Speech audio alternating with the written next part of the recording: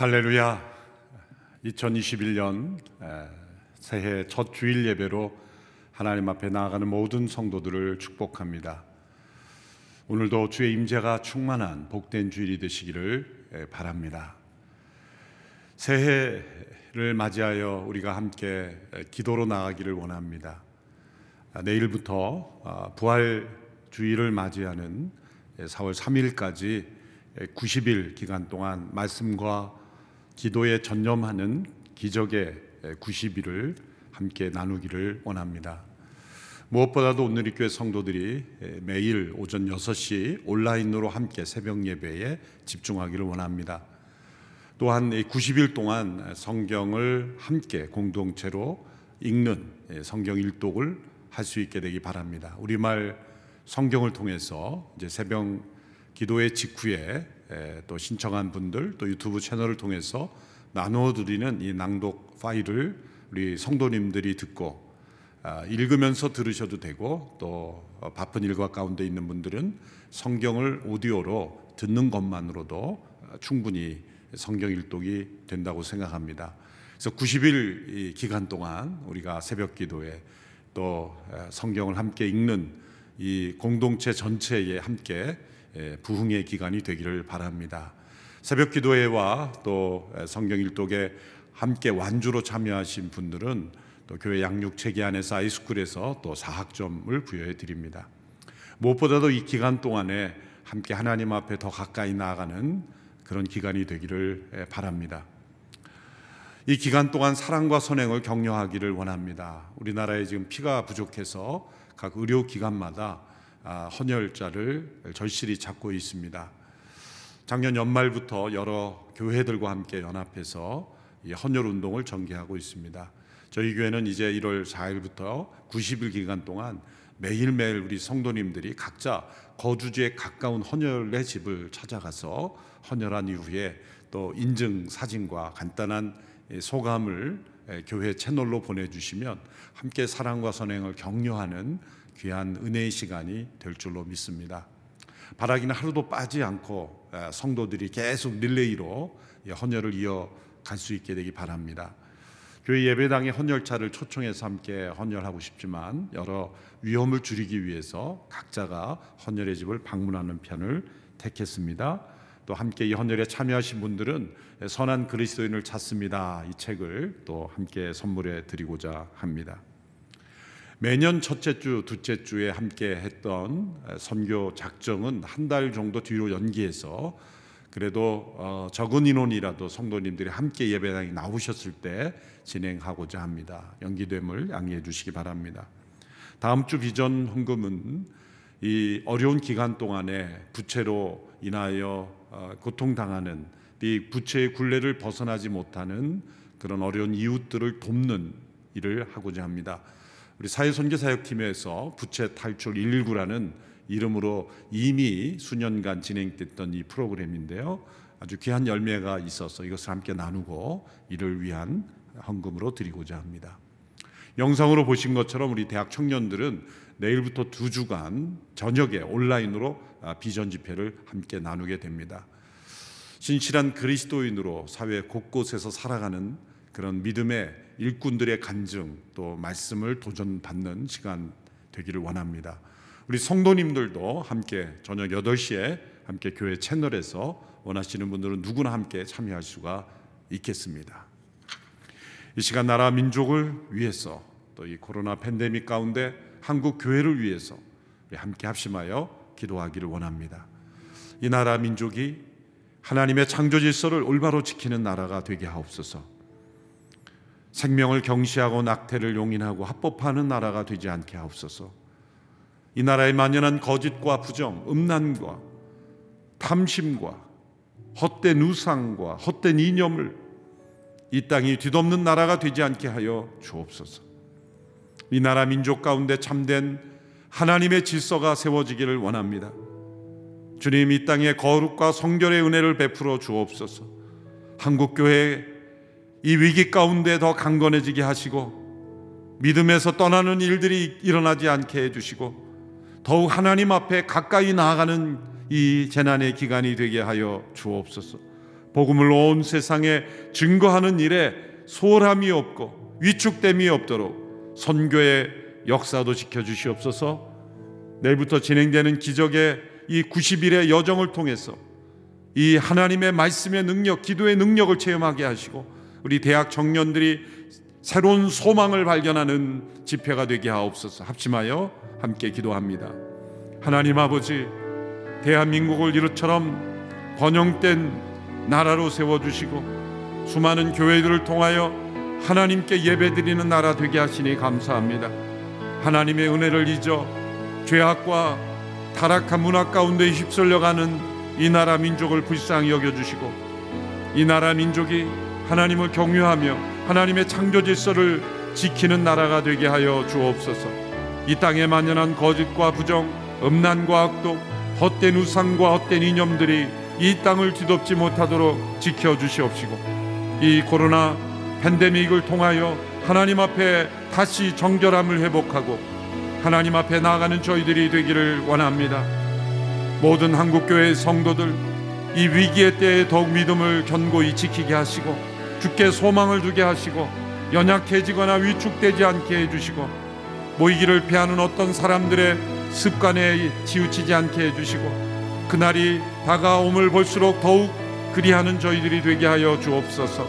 사랑과 선행을 격려하는 이 기간이 되기 원합니다. 헌혈로 생명을 나누기를 원합니다. 우리 대학 청년들이 비전을 발견하기를 원합니다. 우리 성도들의 말씀과 기도로 하나님 앞에 더 가까이 나가게 되기를 원합니다. 이 90일의 기적이 축복의 기간이 되게 하여 주시고 주님 부활하신 그날을 우리가 기념하는 날에 우리의 믿음이 더욱 견고해지며 풍성해지며 변화를 경험하는 이 90일의 여정이 될 수 있도록 하나님 역사하여 주시옵소서. 흩어져 있는 모든 성도들 영상으로 함께 참여하지만 그곳에서도 성령의 충만한 역사가 일어나게 하시고 있는 그곳이 예배당이 되게 하시며 예배 드리는 성도들이 거룩한 성전이 되게 하셔서 하나님 앞에 신령과 진정으로 나갈 수 있도록 축복하여 주시옵소서. 살아계신 하나님, 코로나 팬데믹을 통해 온 세상을 다스리시는 하나님, 재난을 통하여 말씀하시는 하나님의 음성을 듣는 이 기간이 되게 하여 주시옵소서. 하나님 앞에 거룩을 회복하고 정결함을 회복하는 기간이 되게 하옵소서. 하나님의 창조 질서를 바르게 지키는 이 나라와 민족이 되기를 원합니다. 생명을 존중하고 생명이 번성하는 나라가 되기를 원합니다. 이 나라에 만연한 거짓과 부정과 음란, 헛된 우상과 탐심의 죄악들이 이 재난의 기간을 통과하며 온전히 그리스도의 보혈로 씻음받게 하여 주옵소서. 90일의 기적이란 이름으로 부활절을 맞이할 때까지 우리가 함께 말씀과 기도로 하나님 앞에 더 간절히 나가게 되기를 원합니다. 이 재난을 통하여 말씀하시는 하나님의 음성을 듣게 되기를 원합니다. 사랑과 선행을 격려하며 생명을 나누는 헌혈 캠페인을 진행하고자 합니다. 대학 청년들이 비전을 발견하고자 저녁마다 온라인으로 함께 집회하고자 원합니다. 주님, 이 모든 계획 가운데 성령의 충만한 은혜를 내려주셔서 우리 성도들의 믿음이 더욱 견고해지고 소망 가운데 거하게 하여 주옵소서. 오늘도 하나님의 말씀을 통하여 주의 음성을 듣기 원하는 모든 심령들에게 말씀하여 주시옵소서. 예수님의 이름으로 기도하옵나이다. 아멘. 새해를 시작하면서 소망의 복음을 굳게 잡으라는 이 표어를 우리의 삶 속에 적용하기 위해서 고린도 후서 말씀을 함께 매주마다 나누게 되었습니다. 소망의 복음을 굳게 잡은 대표적인 인물을 꼽으라고 한다면 단연코 사도 바울일 것입니다. 바울은 다메섹 도상에서 부활하신 예수님을 만난 이후에 이방인의 사도로 부르심을 받았습니다. 아시아와 유럽 전역을 다니며 복음을 전하고 교회를 세우고 영혼들을 양육했습니다. 그는 또한 많은 고난을 받았습니다. 어떤 사도들보다 어떤 성도들보다 그리스도의 복음을 증거하며 고난받아야 했습니다.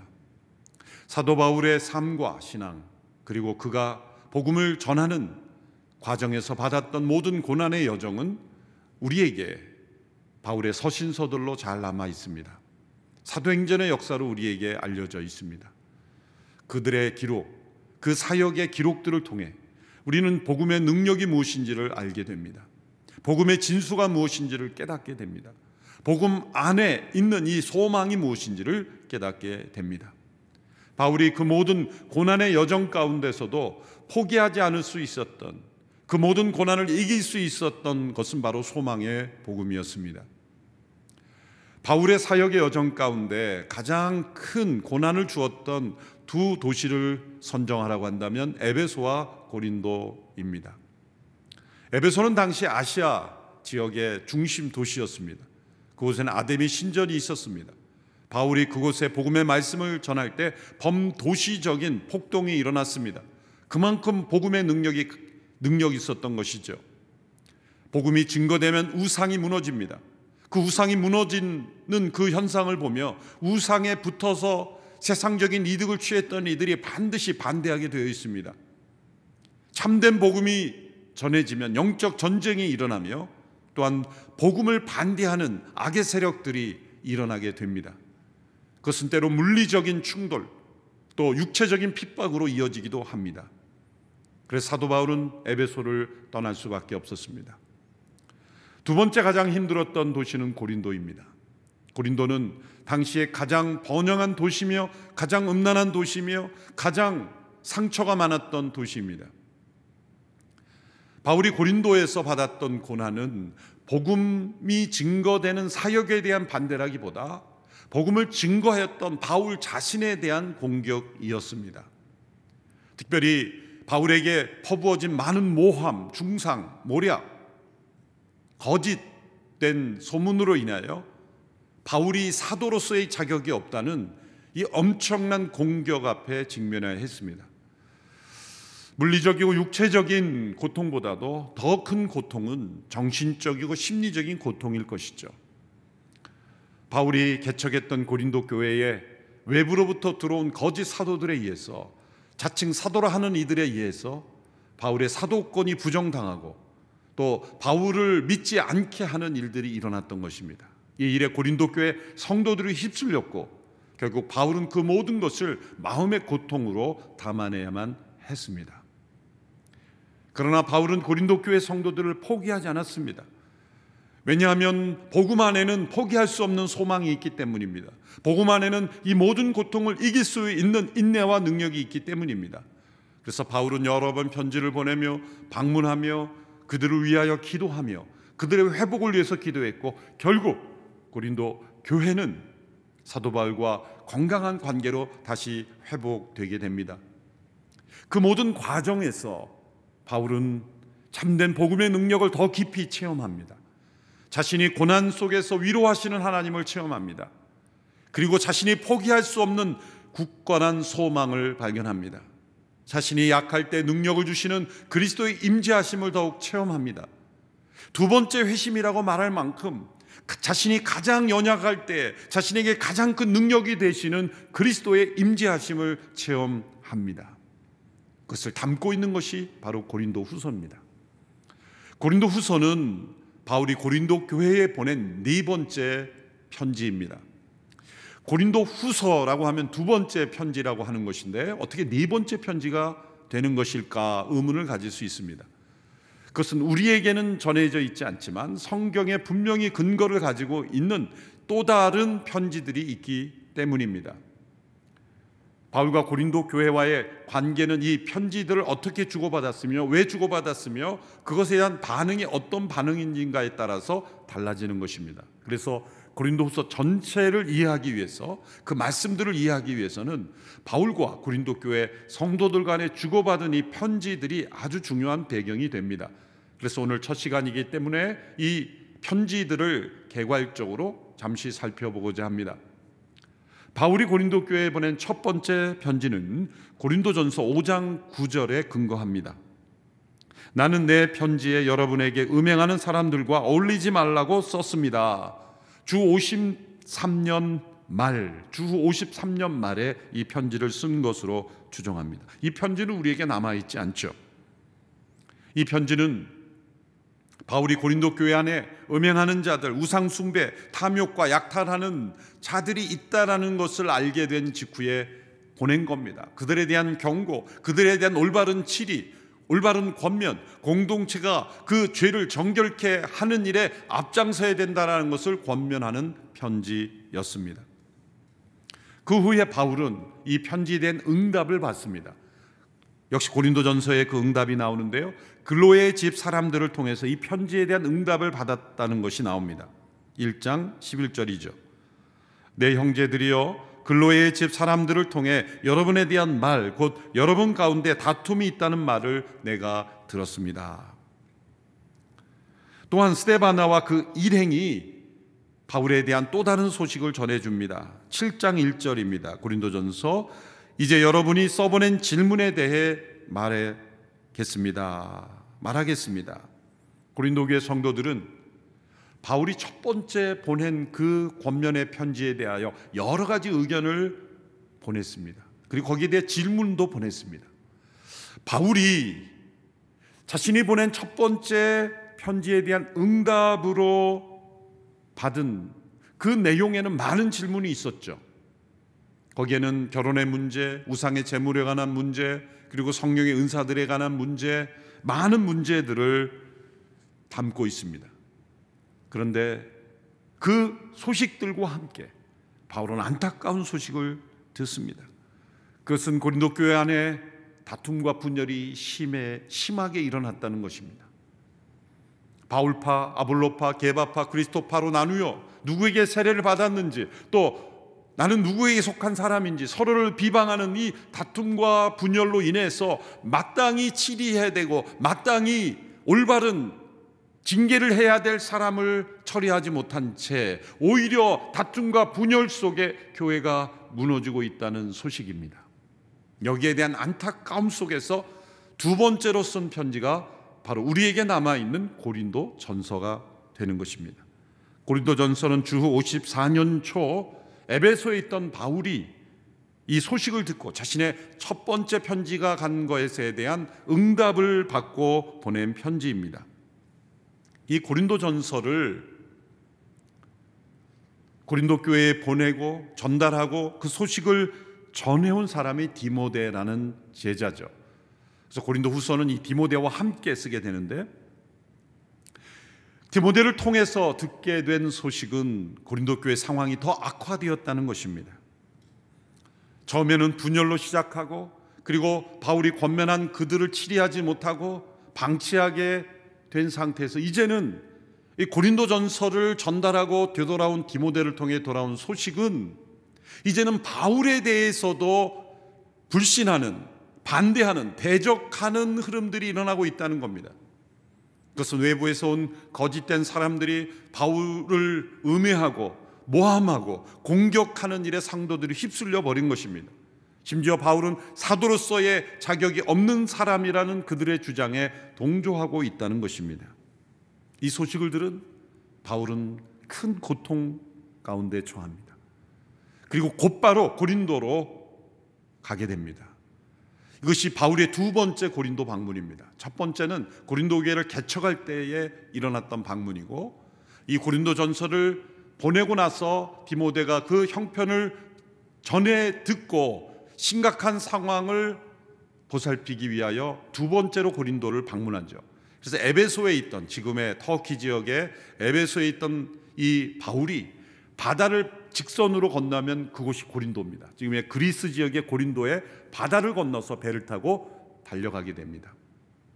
대개 에베소에서 고린도를 가게 되면 저 내륙 지방으로 이렇게 우회하게 되는데, 배를 타고 급히 가게 된 것은 그만큼 바울이 긴급한 상황이라고 여겼기 때문이죠. 그만큼 바울이 고통스러웠기 때문이죠. 고린도 교회를 개척하고 세례를 주고 복음으로 양육했던 이 바울에 대한 이 공격, 그것을 바울은 방문해서 실제로 체험하게 됩니다. 그래서 이 두 번째 방문을 고통스러운 방문이다, 이렇게 이름을 붙이게 되었던 것입니다. 주 54년 중반이죠.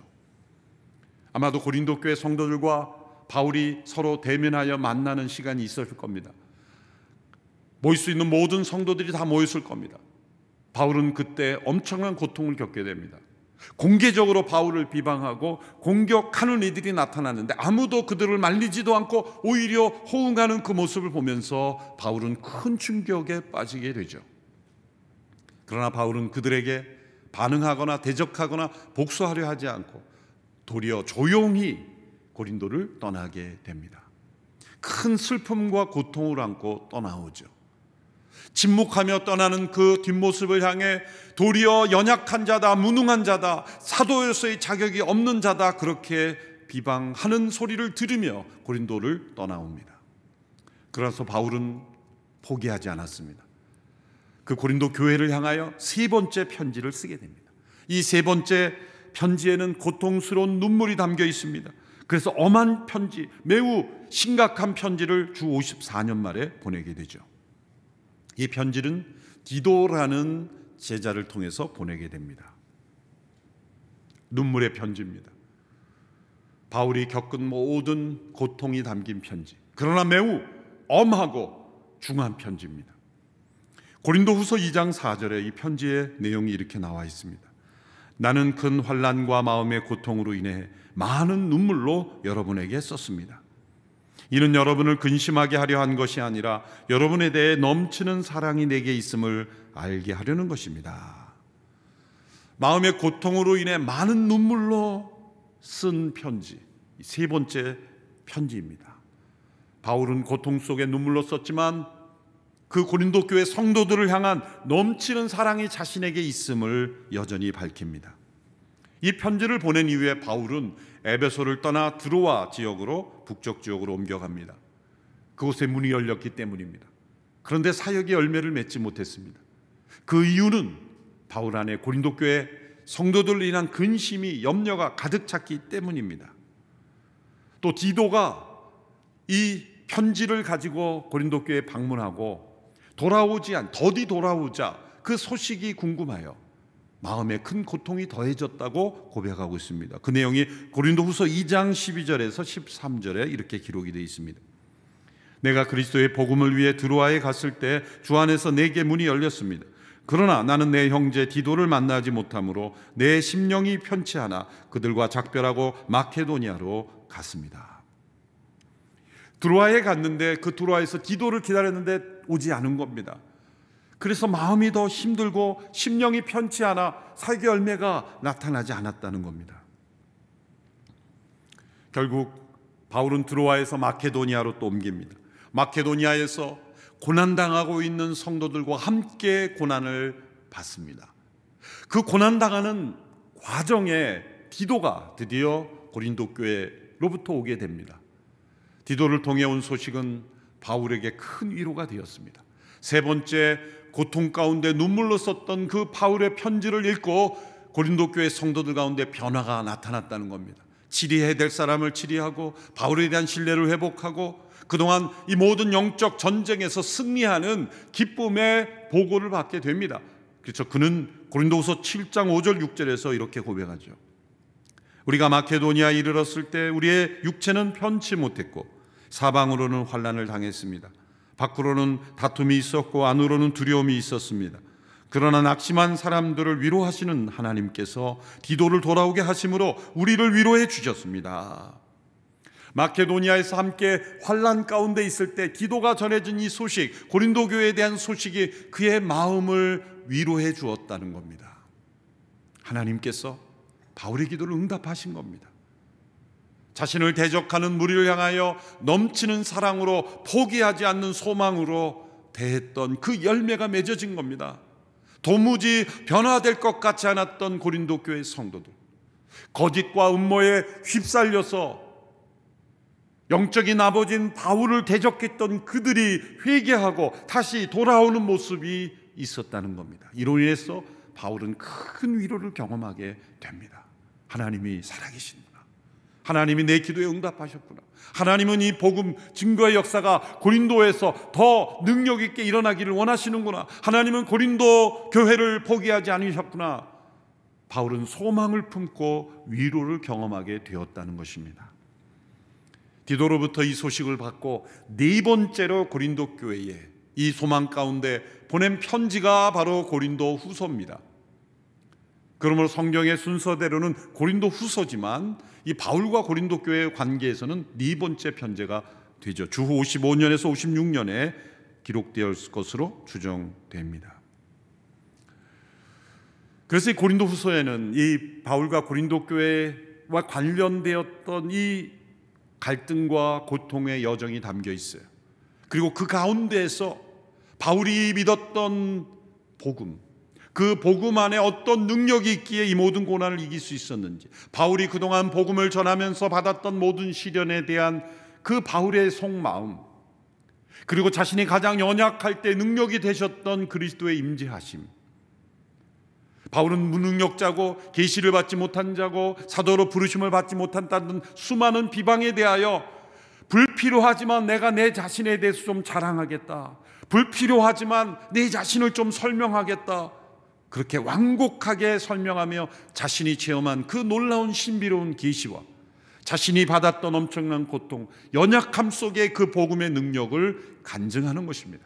그 가운데서 바울이 잊지 않았던 것은 고린도 교회 가운데 자신을 대적하고 비방했던 무리에 대한 용서를 권면하고 있습니다. 고린도후서 2장 6절 7절입니다.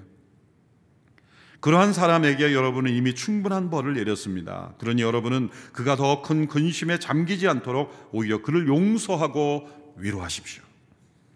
자신을 대적했던 이에 대한 용서까지 권면하는 이 바울의 넓은 마음, 그것은 주의 사랑이요 주의 위로가 풍성했기 때문이요 그 안에 소망의 복음이 그를 붙잡아 주었기 때문에 가능한 것이었습니다.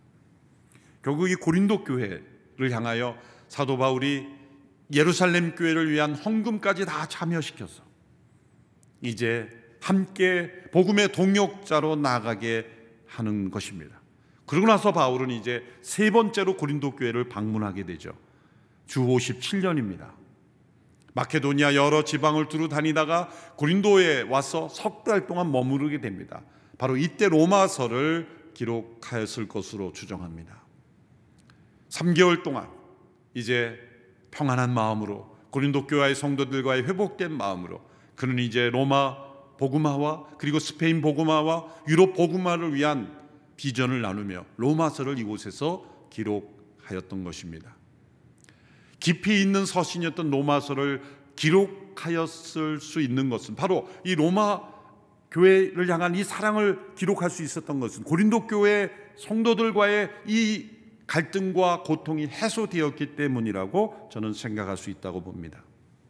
자, 이렇게 바울이 4번에 걸친 편지 그리고 3번에 걸친 이 방문이 얽혀있는 이 고린도 교회의 관계 속에서 바울이 자신의 삶과 신앙과 사역의 정당성, 진정성을 변호하는 책이 바로 고린도 후서입니다.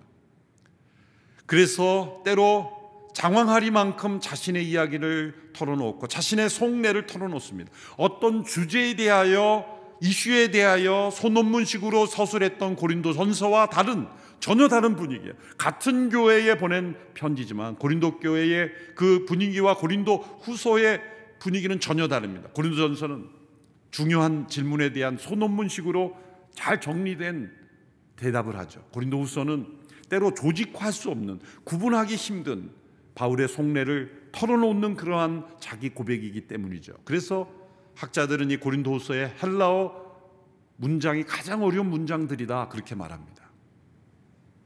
그것은 깊은 속마음을 털어내면서 쏟아낸 단어들이기 때문일 거라고 생각해요.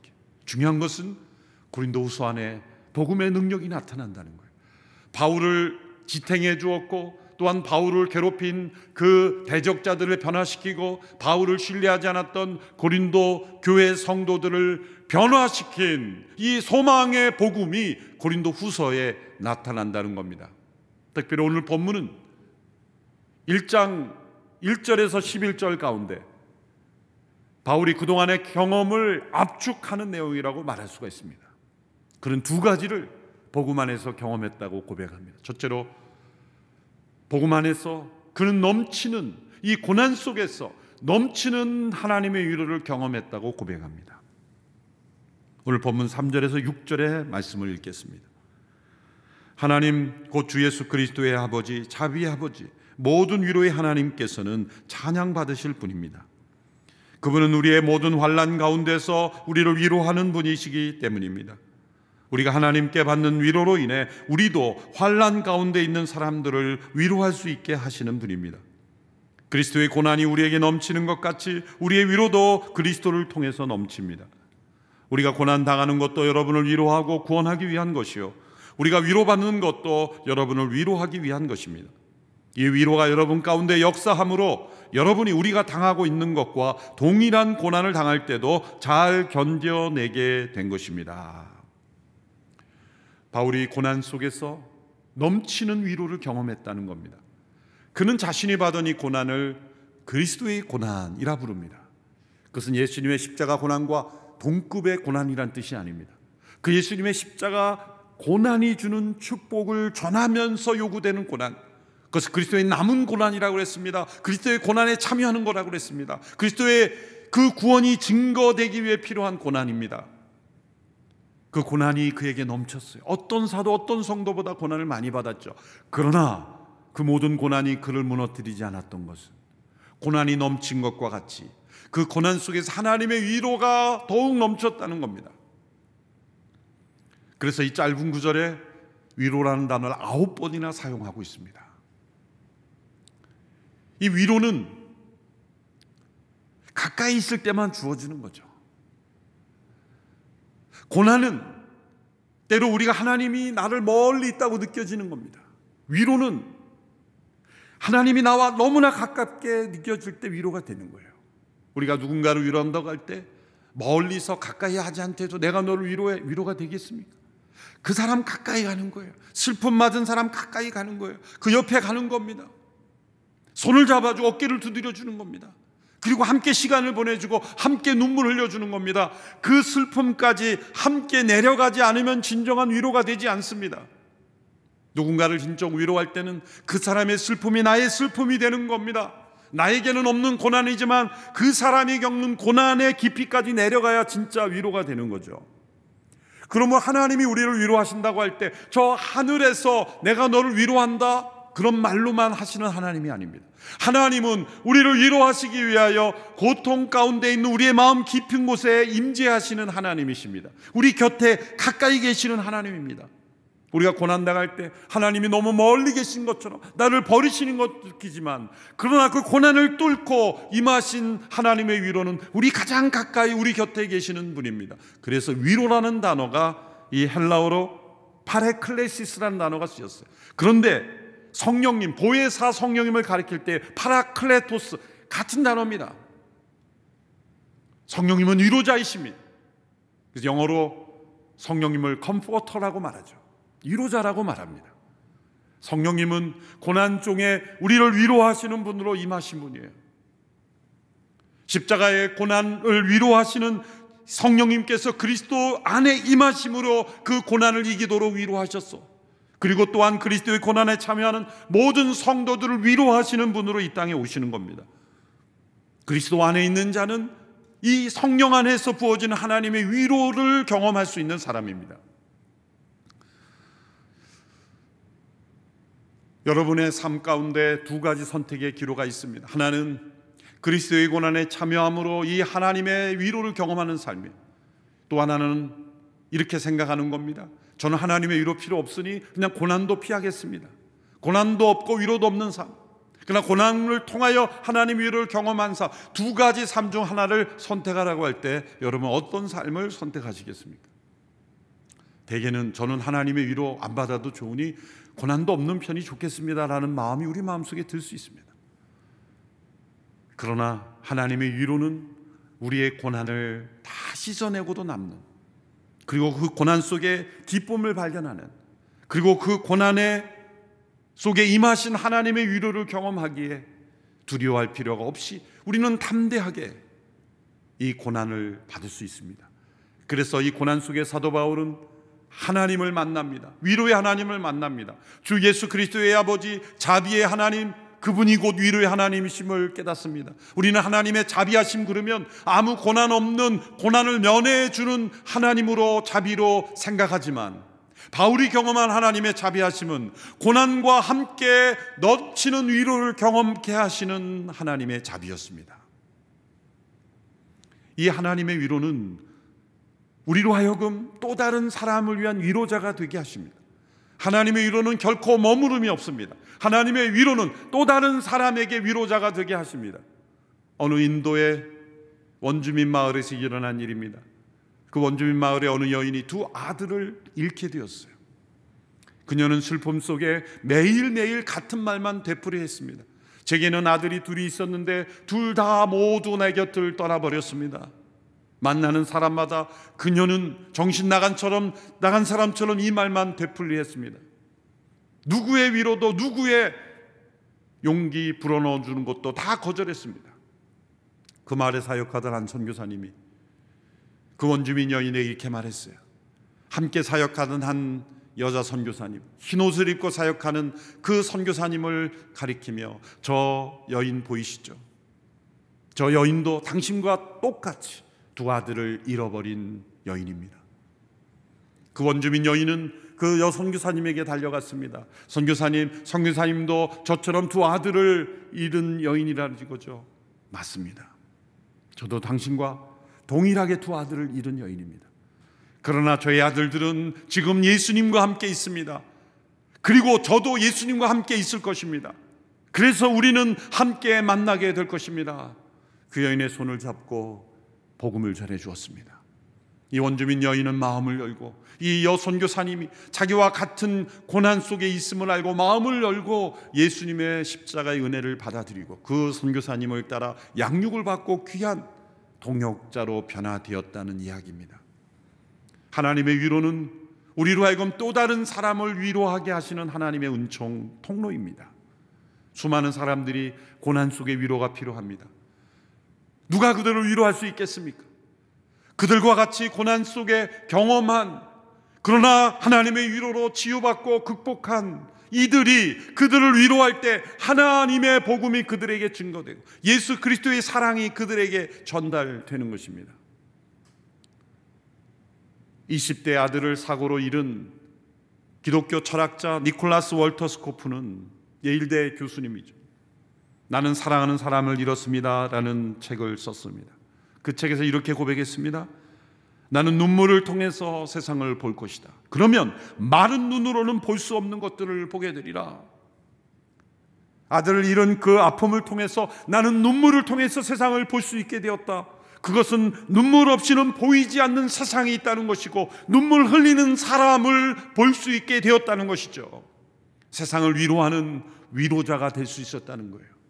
고난 속에 하나님의 위로를 경험한 사람은 고통 속에 있는 자를 위로할 수 있는 자격증을 얻은 것입니다. 마른 눈으로는 보이지 않는 이 세상에 고통당하는 자들을 위로하는 위로자가 되게 하시는 겁니다. 사도 바울은 그 수많은 고난 속에 하나님의 위로를 경험했고 그 성령님의 임재하심 가운데 이제는 많은 영혼들을 위로할 수 있는 위로자가 되었습니다. 그래서 심지어 자신을 공격했던 이들까지도 용서하고 위로하고 있게 된 것입니다. 둘째로 바울은 고난을 통해 굳건한 소망을 경험하게 됩니다. 7절에서 10절의 말씀이죠. 여러분에 대한 우리의 소망은 굳건합니다. 여러분이 고난에 함께 참여하는 것처럼 위로에도 함께 참여하는 것을 우리는 알고 있습니다. 형제들이여, 우리가 아시아에서 당한 환난에 대해 여러분이 알지 못하기를 원치 않습니다. 우리는 힘에 겹도록 심한 고난을 받아 살 소망까지 끊어질 지경이 됐습니다. 우리는 마음의 사형 선고를 내려야 했습니다. 그렇게 된 것은 우리 자신을 의지하지 않고 죽은 사람들을 살리시는 하나님만 의지하도록 하기 위함입니다. 그분은 우리를 과거에도 그렇게 큰 죽음에서 건지셨고 또 미래에도 건지실 분입니다. 또 우리는 하나님이 이후에도 건져 주실 것을 소망합니다. 이 7절과 10절은 소망으로 시작하여 소망으로 끝납니다. 고린도 교회 성도를 향한 소망, 굳건한 소망, 그리고 하나님께 대한 굳건한 소망으로 끝납니다. 그 사이에는 바울이 아시아에서 당한 환난으로 살 소망까지 끊어지는 체험을 고백합니다. 아시아에서 당한 환난으로 인하여 살 소망이 끊어진 때가 있었다는 거예요. 이 아시아에서 당한 환난이 무엇인지는 정확하지 않습니다. 바울은 이 편지에서 아시아에서 당한 환난에 대해 여러분이 알지 못하기를 원치 않습니다. 알기를 원한다 그랬는데 사실은 정확하게 알 수 있는 정보는 없어요. 우리가 아쉬운 부분이죠. 학자들이 여러 개로 추정합니다. 아시아에서 당한 환난이라 그랬으니 아시아에서 가장 많이 사역한 지역이 에베소입니다. 그래서 에베소에서 당한 환난을 추적해 보면 사도행전 19장에서 아데미 여신을 섬기는 사람들이 경제적인 위축이 되자 폭동을 일으켰어. 바울 일행을 쫓아내는 그 체험. 그러나 후반부에 보면 이 에베소 시청 공무원이 나와가지고 그 폭동을 진압합니다. 강제 진압이 아니라 너희들이 불만 있으면 법정에 고소를 하라. 이런 방법은 안 된다 그래서 해산을 시킵니다. 그래서 결국 떠났죠. 그러니 바울이 그렇게 해산된 그 폭동 정도로 살 소망이 끊어졌을까? 그것에 의아함이 있는 거죠. 그러면 무엇인가? 또 고린도전서 15장 32절에 보면 에베소에서 맹수와 싸웠다 이런 표현이 나오죠. 만일 내가 에베소에서 인간적인 동기로 맹수들과 싸웠다면 내게 무슨 유익이 있겠습니까? 에베소에서 진짜 맹수와 싸운 것일까? 라고 한다면 거기에도 의문이 생깁니다. 왜냐하면 당시에 맹수로 원인 경기장에 던져진 사람들은 대개 노예계층 또 심각한 범죄를 저지른 죄인들이기 때문입니다. 바울은 그러한 신분도 아니었죠. 로마 시민권자였죠. 그가 그런 심각한 범죄를 저지를 이유도 없습니다. 그러므로 여기서 맹수는 바울을 맹렬하게 대적했던 대적자들 혹은 악한 세력을 은유적으로 표현한 것이라고 보는 것이 더 맞겠죠. 그렇다면 이 사도행전이나 다른 기록을 통해서는 이 바울로 하여금 살 소망까지 끊어지게 할 위기가 무엇인지는 정확하지는 않습니다.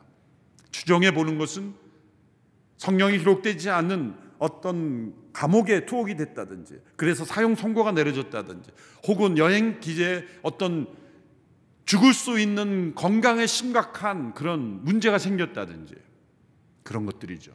또 어떤 분은 바울은 이 육체적인 고난으로 살 소망이 끊어질 사람은 아니다. 왜냐하면 배고픔과 목마름과 매맞음과 옥에 갇힘, 심지어 감옥에 갇혀서 빌립보서를 기록해서 기뻐하라고 권면한 사람 아닌가.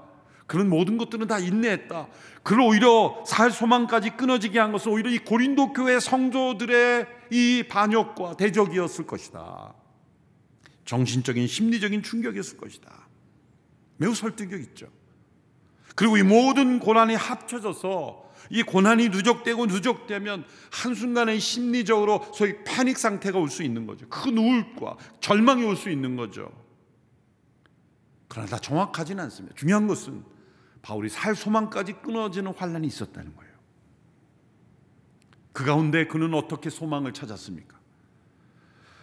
그 구절 바로 다음 구절에 바울은 이런 말씀을 합니다. 우리는 마음의 사형 선고를 내려야 했습니다. 마음의 사형 선고를 내렸다는 것이 스스로 죽기를 결심했다는 뜻인가? 아닌가입니다. 만일 앞의 구절 심한 고난을 받아 살 소망까지 끊어질 지경이 됐습니다로 연결해 해석하면 그냥 죽고 싶어 그냥 목숨을 끊고 싶은 그런 마음이 들었다고 해석을 할 수 있는데 이것을 다음 부분 근데 이 구절이 마음의 사형 선고를 내려 했습니다부터 시작하기 때문에 다음으로 연결해 해석하는 것이 맞습니다. 그것은 우리 자신을 의지하지 않고 하나님만 의지하기 위함입니다라고 연결하면 이 마음의 사형 선고란 무엇입니까?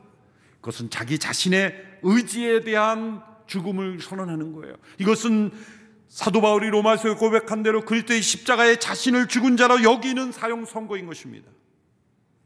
바울만큼 고난 많이 당한 사람 없고 많이 헌신한 사람 없습니다. 그러나 바울 자신이 깨달은 것은 자신 안에도 여전히 자기를 의지하는 모습이 있었다는 거예요. 그리고 이 고난을 겪으면서 살 소망이 끊어졌다라는 이 절망은 왜 느낍니까? 역설적으로 아직도 자기를 의지하는 게 살아있기 때문이에요. 완전히 죽지 않았기 때문에 자신의 자유의지에 사형 선고를 내리지 않았기 때문에 살 소망이 끊어지는 절망을 느끼는 거예요. 죽은 자는 죽고 싶은 생각이 안 드는 거예요. 완전히 죽지 않았기 때문에 죽고 싶은 거예요. 살 소망이 끊어졌다는 건 역설적으로 자기가 살아있다는 거예요. 그렇게 복음을 설명하고 그리스도의 부활을 증거한 사도조차도 고난이 닥쳐오니까 자기 안에 여전히 자기가 살아있는 것을 경험하고 이 살 소망까지 끊어지는 이 위기를 극복하는 바울의 비결은 뭐였습니까? 자아의 죽음을 다시 한번 선언하는 거예요. 너는 그리스도와 함께 죽은 자가 아니냐. 살 소망까지 끊어지는 것, 그것은 여전히 살아있는 자아 때문이라는 것. 그래서 그 자아에 대한 십자가의 죽음을 선언하고 사형을 선고하고 믿음으로 나갈 때 오히려 하나님만 의지하는 이 소망의 사람으로 변화되었다는 것을 고백하고 있는 것입니다. 그러므로 바울이 살 소망까지 끊어질 정도로 내몰렸던 이 환난은 그에게는 독한 약이었지만 효과 있는 약이었습니다. 매우 고통스러운 쓴약이었지만 살아나게 하는 특효약이 되었다는 거예요. 하나님께서 이 코로나 팬데믹을 통해 우리로 하여금 엄청난 환난과 재난 가운데 처해 있지만 이것은 우리를 치료하시는 하나님의 손길로 봐야 합니다. 우리를 죽이시는 것이 아니라 살리시려는 하나님의 계획입니다. 살 소망까지 끊어질 위기에 처할 때야 비로소 우리는 내 자기 자신을 의지하는 것으로 해결이 안 된다는 걸 깨달은 거예요. 내 자아 의지를 내려놓고 살아계신 하나님께만 소망을 둘 때 우리는 다시 살아날 수 있음을 비로소 체험하기 때문입니다. 죽음 앞에 설 때 내 자신을 의지하는 것이 아무 소용이 없다는 걸 깨닫습니다. 세상의 어떤 것도 자신에게 유익이 되지 못하는 걸 깨달을 때 우리는 비로소 하나님을 소망하게 되는 것입니다. 바울이 이 큰 환난 속에 경험한 하나님은 소망의 하나님이었습니다. 그래서 이 직후에 쓴 로마서를 보면 로마서 15장 13절에서 이렇게 고백하죠. 이제 소망의 하나님께서 여러분의 믿음 생활 가운데 모든 기쁨과 평강을 충만하게 하셔서 성령의 능력으로 소망이 흘러 넘치게 하시기를 빕니다. 바울이 살 소망까지 끊어지는 환난을 겪으면서 경험한 것은 역설적으로 소망의 하나님이에요. 그것은 우리의 마음에 사형 선고를 내리는 믿음의 결단을 통과해야 하는 것입니다. 똑같은 환난을 당하면서도 한 사람은 살 소망으로 끊어지는 것으로 끝나지만 또 한 사람은 소망의 하나님을 발견하는 차이는 뭡니까? 그리스도의 십자가의 죽음 앞에 나아가는 겁니다. 자기의 옛자의 죽음을 선언하고 믿음으로 받아들이고 우리의 자유의지에 사형 선고를 내리는 것입니다. 너는 죽었다. 너는 끝났다. 살 소망이 없다는 것은 너가 아직 살아있다는 증거이므로 죽음을 선언할 때 죽은 자는 죽음에 대한 두려움이 없는 것이죠. 그러므로 그 부활의 생명으로 다시 소망의 하나님께 나아갈 수 있게 된 것입니다. 이 소망의 하나님을 경험했기에 바울은 고린도 교회 성도들을 향한 소망을 포기하지 않을 수 있었던 겁니다. 고린도후서 1장 7절에서 여러분에 대한 우리의 소망은 굳건합니다. 자신을 어떻게 대적하든 비방하든 거짓으로 모함하든 그 성도들을 향한 굳건한 소망을 지킬 수 있었던 것은 바울이 그 환난 가운데 위로하시는 하나님을 경험했으며 그 환난 가운데 소망의 하나님을 경험했기 때문입니다. 오늘 우리가 당하는 고난 속에 이 고난을 어떤 태도로 대하느냐에 따라 우리는 넘치는 위로를 경험할 수도 있고 그 고난 속에 무너질 수 있습니다. 그 고난 속에 굳건한 소망의 사람으로 변화될 수 있으며 그 고난 속에 살 소망은 끊어진 상태로 절망 속에 세상 속에 휩쓸려 갈 수 있습니다. 믿음의 삶이란 고난을 위로로 바꾸는 것이요 고난을 소망으로 바꾸는 능력입니다. 2021년을 맞이하면서 우리 모든 성도들이 어떠한 고난이 오든 바울처럼 살 소망까지 끊어지게 하는 환난이 온다면 마음에 사형 선고를 내리라는 신호입니다. 내 자신을 의지하지 말고 하나님을 의지하라. 내 자신은 온전히 그리스도의 십자가에 못 박으라. 그러면 그리스도의 부활의 생명이 너를 다시 살리실 것이다. 하나님의 소망이 흘러넘칩니다. 그리고 성령님의 충만한 위로가 흘러넘칠 겁니다. 바울은 이 위로와 소망을 경험했습니다. 위로와 소망을 경험하는 2021년 한 해가 되기를 주님의 이름으로 축복합니다. 아까 함께 불렀던 이 찬양을 부르고 마무리하기 원합니다. 바울이 고린도 교회 성도를 향한 기도, 그 기도에 넘치도록 하나님은 역사하셨습니다. 위로의 하나님, 소망의 하나님께서는 우리의 기도 가운데 임하시고 우리의 기도에 응답하시며 더 넘치도록 역사하실 하나님, 그 하나님을 바라보며 새로운 한 해를 시작하기를 원합니다. 나의 기도하는 것보다 더욱 응답하실 하나님, 함께 찬양하며 나갑니다.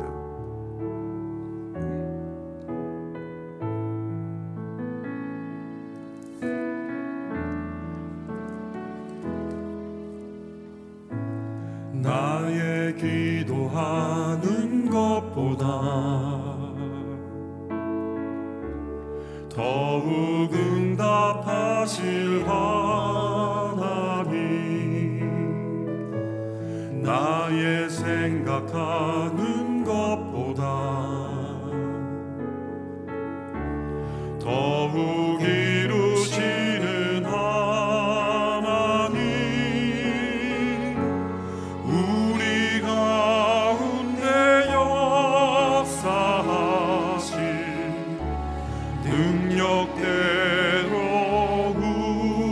우리들의 간구함을 넘치도록 능히 하실 주님께 모든 영광과 존귀 찬양과 경배를 돌릴지어다.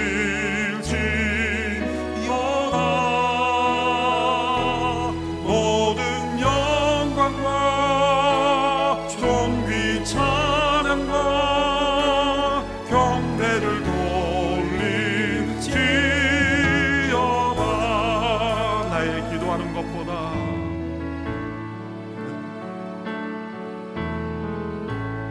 나의 기도하는 것보다 더욱 응답하실 하나님, 나의 생각하는 것보다 더욱 이루시는 하나님, 우리 가운데 역사하신 능력대로 우리들의 간구함을 넘치도록 능히 하실 주님께 모든 영광과 존귀 찬양과 경배를 돌릴지어다.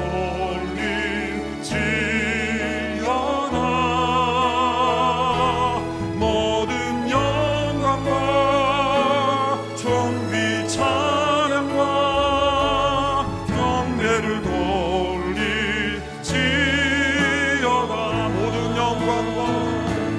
모든 영광과 존귀 찬양과 경배를 돌릴지어다.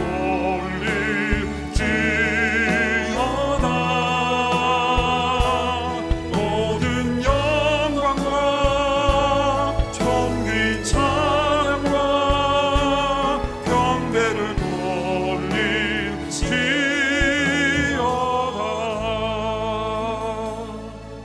환난 가운데 하나님의 위로를 경험하고 환난 가운데 하나님의 소망을 경험했던 사도 바울의 이 진실한 믿음을 우리에게도 허락하여 주시옵소서. 고난의 한복판에 있는 이 세상 가운데 믿음으로 승리하는 주의 백성들 되게 하여 주시옵소서. 예수님의 이름으로 기도하옵나이다. 아멘.